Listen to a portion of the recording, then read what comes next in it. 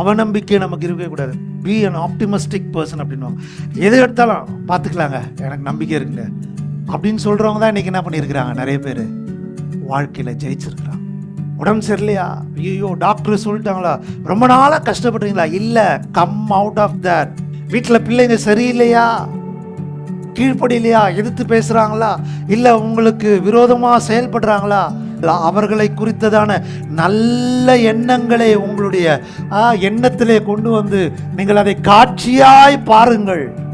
நீங்கள் காட்சியாய் பார்ப்பதற்கு நீங்கள் காசு எதுவும் கொடுக்க வேண்டிய அவசியமே, ஏன்னா அது ஆண்டவர் நமக்கு அதை ஃப்ரீயாக அதை ஒரு ஈவாக நமக்கு அதை கொடுத்துருக்கிறாரு.